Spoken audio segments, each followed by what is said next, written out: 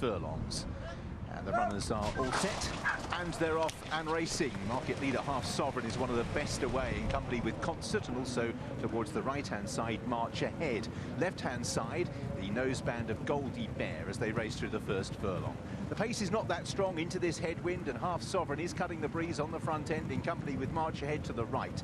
Then behind these, Miss Piggle in company with Love Olivia, Brisk Symphony, and then Goldie Bear on the left-hand side. Midfield for If I Could Dream, under restraint is the likes of Gwen John at this stage. Towards the back is Bearing Up, also Supersonic, who's held up towards the rear. So the pace is not that strong towards halfway. It's set by Half Sovereign. March Ahead on the right-hand side. Extreme right is Miss Piggle in the pale colours. Brisk Symphony, the green sleeves with Goldie Bear. The grey Love Olivia up in trip tracks the leader. Then the white jacket of Gwen John in midfield with Supersonic. Concert travelling strongly, the grey towards the far side, just finding a way past Miss Piggle. Half Sovereign has committed and gone for home. Leads by over a length with 2 furlongs to travel. On the right-hand side, If I Could Dream tries to close. Love Olivia and likewise Gwen John, who's come from the back, but Half Sovereign took this race by the scruff of the neck. Gwen John is the one that's trying hardest to close. Then behind these in third is Brisk Symphony, but it's Half Sovereign who took this race by the scruff of the neck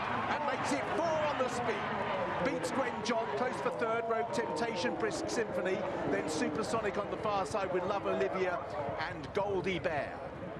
Well, you heard from Carl Burke beforehand that Half Sovereign would take some cover if they went quick. They didn't go quick, and Half Sovereign took the running up a long way out and has beaten Gwen John into second. Rogue Temptation will be third.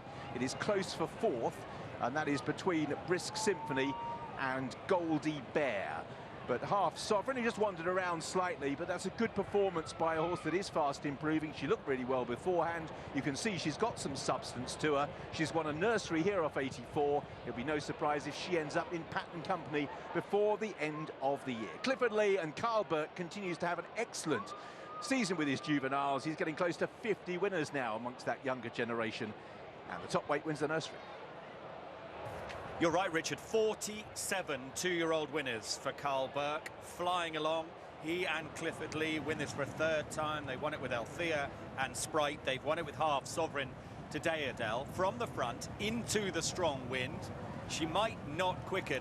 She certainly lengthens, and that was impressive. She's a real lengthener, and she's a real straightforward type.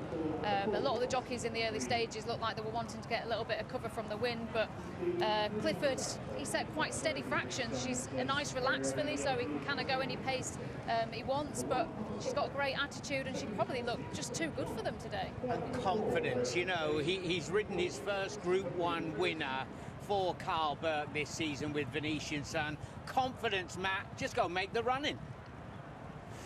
Absolutely, Jason. Carl Burke thrilled with this, and Clifford Carl told us that he said get a lead if you can, but your response to that is surely, look, Carl, I'm on the best horse, I'll keep this simple.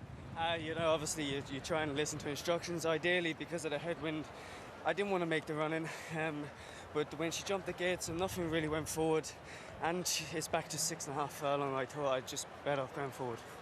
I mean, what she wanted was a stamina test over this trip, and because of the conditions, that's what she's got. Yeah, exactly. It's a bit softer ground, but she's still very green. When I did ask her to quicken up, she just went left and right a little bit, but I think she'll come on a hell of a lot from that. I mean, she's massively improving. We don't always talk about these kind of horses like this, but is she that group horse masquerading as a handicapper? She's improved so much. Yeah, that's it. I mean, she could definitely go for a bit of black type, I think, because of how laid back she is. And obviously she was still a little bit green with me today. I think she could step up and go to the next level. You've won this race a couple of times before, and these colours have been really good to you. Yeah, the colours have been great to me. It's nice to get a bit of success, so we'll just keep going. And you're off to Ireland for some big rides. Yeah, Leopardstown Saturday, and Sunday we'll go to the T.KR. Well, great start to the week.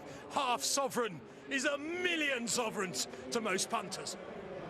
Yeah, good start for favourite backers. Giovanni on the right, leading up the winner. Mark, a familiar face, on the left. In the colours of SAS Logistics. That's Adam Sprott. Hopefully Adam, I don't think he's here today. Hopefully Adam is watching somewhere. His well-backed filly, Half Sovereign. Some of you might have been able to steal a bit of 11-4 maybe even 3-1. She went off at 9-4, beating Gwen John at 7-2. Rogue Temptation finished in third.